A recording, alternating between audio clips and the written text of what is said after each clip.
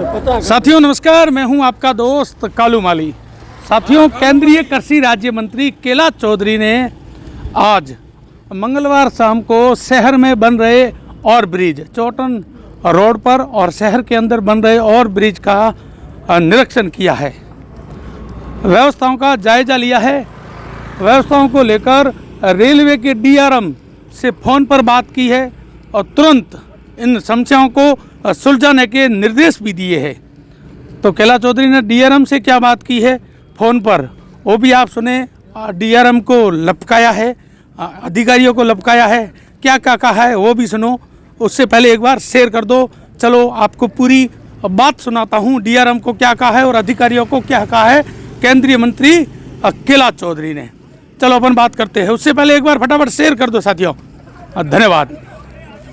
इसकी क्या परमिशन है? सिर्फ यही है कि लॉन्चिंग स्कीम की होती है सर। जीडी हमारी अप्रूव्ड है, जनरल अरेंजमेंट ड्राइंग होती है अप्रूव्ड है हमारी। लॉन्चिंग के लिए वो अप्रूवल है बस। साथ इनमें समस्या ये आ रही है जैसे घटना कराया जाना नहीं 15 किलोमीटर नहीं, घूमना। वो तो सही है। अब इसमें क्या करना है, अपने को क्या चाहिए? इसमें कोई रास्ता खोलने का कोई सिस्टम हो सकता है क्या? अभी यहाँ से कोई अगर एक्चुअली पूरे जो फाटक थी उन्होंने रेलवे बंद करा दी।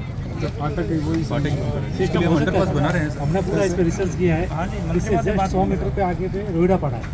रोहिड़ा पड़ा से सीधी रोड जा रही है, वहाँ पर फाटक शिफ्ट कर डीआरएम साहब देखिए, ये अपना बाड़मेर के अंदर है, जो गडरा रोड जाती है उसके ऊपर हाईवे बन रहा है। तो जो प्रॉपर बाड़मेर के अंदर जो है ना, ये ब्रिज बन रहा है, तो इसकी परमिशन चाहिए थी अपने को। वहाँ से कोई परमिशन को 10-15 दिन हो गए पड़ी लॉन्चिंग के लिए है। हाँ, वो कोई एनएचआई बना रहा है, उसके लॉन्चिंग का कोई है परमिशन?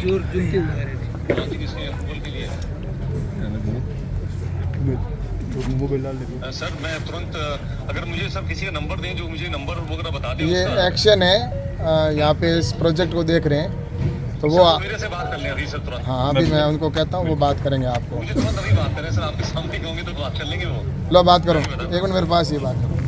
नमस्कार सर, राहुल पवार बोल रहा हूँ, Excel national highway. Sir C-328A की है सर लॉन्चिंग स्कीम। 328A जी सर।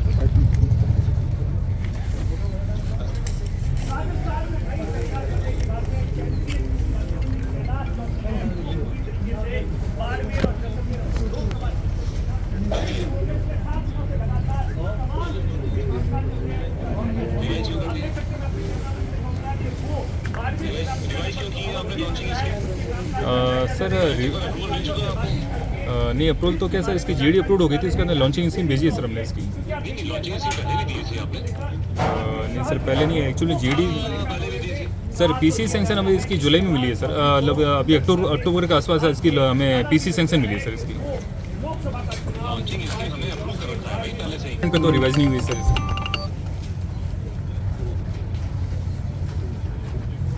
एक मिनट, ये साहब से बात कराइए मेरी।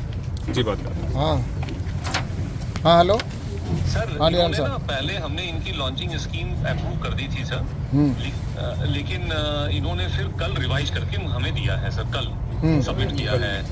तो अभी हमें अप्रूवल हम जल्दी करा देंगे सर, लेकिन इन्होंने कल ही दिया है सर। अब कल दे करके आपको इन्होंने भी पुश कर दिया सर।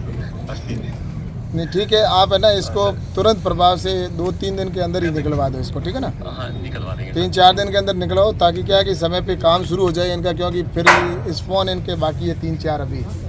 सर तो वो जब तक आप यहाँ पे इसकी परमिशन देके काम नहीं होगा तब तक, क्योंकि ये गटर वगैरह उनको लाके और इनके ये प्रॉब्लम आ जाएगी, तो ये बाद में बनेंगे इस फोन।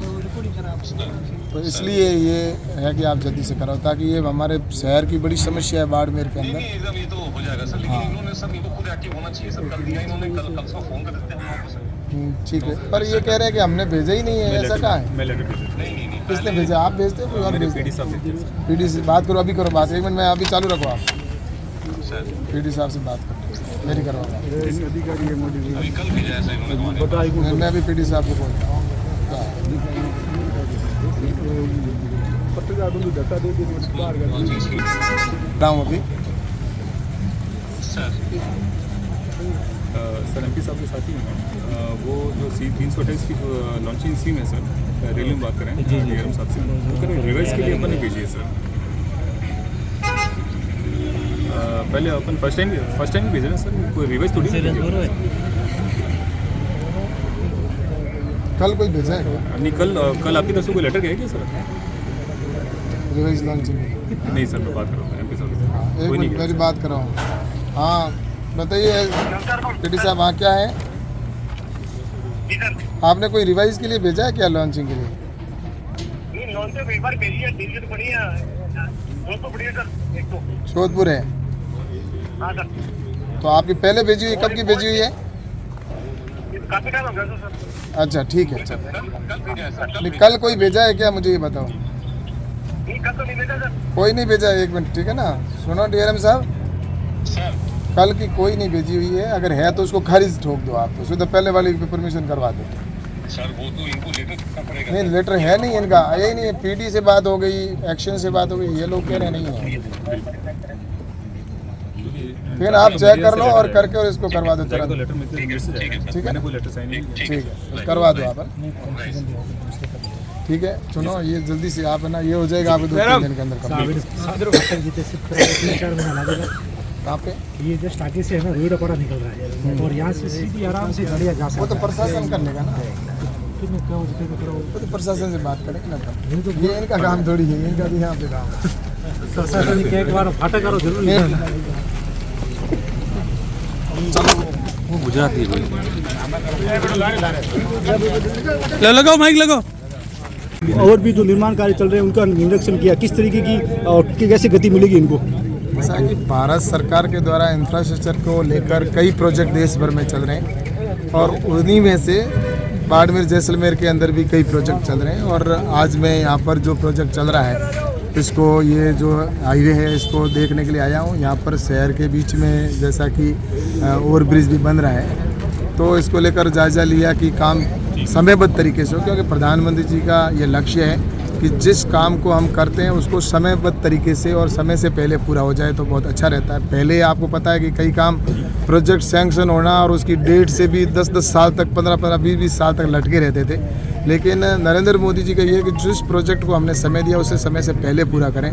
तो आज मैं यहाँ पर आया हूँ, इसके पूरा जो यहाँ पर हाईवे का काम चल रहा है इसका जायज़ा लिया है। और जो रेलवे से संबंधित कुछ विषय इनके जो अटक रहे थे, तो मैंने DRM से भी बात की और उनको कहा कि तुरंत प्रभाव से इनको क्लियरेंस मिल जाए, ताकि क्या है कि यहाँ पर तुरंत आगे का काम हो सके और समय से पहले ये ओवरब्रिज और ये हाईवे प्रारंभ हो जाए, ताकि यहाँ के लोगों को सुविधा मिल सके और समयबद्ध हो सके। और ऐसे प्रोजेक्ट मुझे लगता है कि जहाँ भी जाते हैं वहाँ पर भारत जो है वो प्रोजेक्ट देखने को मिल रहे हैं। तो प्रधानमंत्री नरेंद्र मोदी जी का लक्ष्य है कि हमारे देश को 2047 तक विकसित राष्ट्र बनाना है। तो उसके लिए हमें गरीब कल्याण की योजना के ऊपर भी ध्यान देना है, तो इंफ्रास्ट्रक्चर के ऊपर भी ध्यान देना है। तो इस पर मैं लगातार प्रयास कर रहा हूँ, कोशिश करके बाड़मेर को एक अच्छा यहाँ पर प्रोजेक्ट भी मिले, प्रोजेक्ट के साथ में अच्छे समयबद्ध तरीके से काम भी हो। यहाँ पर जैसा कि रेलवे के भी अभी आपको देखने को मिलेगा, यहाँ पर 4 तारीख को हम बॉम्बे वाली ट्रेन को यहाँ से हरी झंडी दिखा के और रवाना करेंगे। तो रेलवे की कनेक्टिविटी के लिए यहाँ पर इलेक्ट्रिफिकेशन का काम भी कंप्लीट हो रहा है, हो चुका है। और इस तरह से रेलवे के स्टेशन है जिसका भी अमृत भारत योजना के तहत काम चल रहा है। ऐसे ही यहाँ सबसे बड़ी एक आवश्यकता एयरपोर्ट की भी है, तो जो कि बहुत आवश्यकता है। हमारे जो प्रवासी भाई रहते हैं उनके भी समस्या है, यहाँ से आने जाने वालों के लिए भी।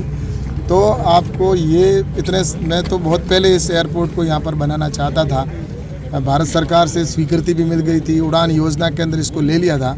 लेकिन राजस्थान के अंदर दुर्भाग्य से जिनकी सरकारें थी, अशोक गहलोत की सरकार थी, उन्होंने ज़मीन दी नहीं और उसकी वजह से ये प्रोजेक्ट लटका रहा और एयरपोर्ट नहीं बना। लेकिन अब यहाँ पर डबल इंजन की सरकार बनी है, तो निश्चित रूप से बाड़मेर जैसलमेर के लोगों को ये एक नई सौगात बहुत जल्दी मिलने वाली है। और बाड़मेर के अंदर भी एयरपोर्ट के लिए जो परमिशन मिलनी है इस ज़मीन की वो भी मिलेगी और बहुत जल्दी यहाँ पर इसका शिलान्यास भी हम करेंगे। राजस्थान मंत्रिमंडल का विस्तार हो गया, कैसे देखते हैं?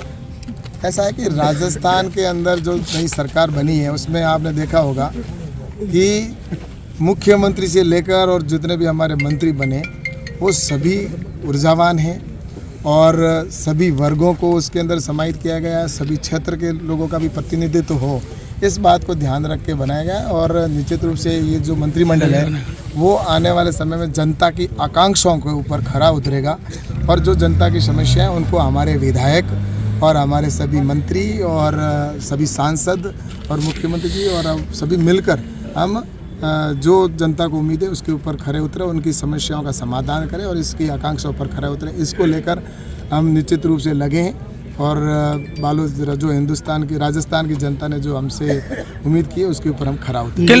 ऐसा है कि देखो, भारतीय जनता पार्टी है, उसमें प्रतिनिधित्व भी मिला है और उसके साथ में ये भी पता नहीं है भारतीय जनता पार्टी में एक कार्यकर्ता जिसको बूथ पर काम करने वाले को ये भी पता नहीं है कि उसको विधानसभा की टिकट मिल जाएगी और विधानसभा की टिकट के बाद में उसको मुख्यमंत्री भी बना दिया जाएगा। तो ये भारतीय जनता पार्टी एक बहुत बड़ा परिवार है। इसके अंदर ये विपक्ष के लोग हैं जो ये लड़ाने का और जिस तरह से प्रयास करते हैं, लेकिन भारतीय जनता पार्टी के अंदर ऐसी कोई बात नहीं है। सभी भारतीय जनता पार्टी के कार्यकर्ता और आने वाले समय के अंदर लोकसभा के चुनाव हैं जिसमें हमारे देश के प्रधानमंत्री नरेंद्र मोदी जी को पुनः प्रधानमंत्री बनाना है। तो निश्चित रूप से सारे कार्यकर्ता ऊर्जा के साथ है। हिंदुस्तान की जनता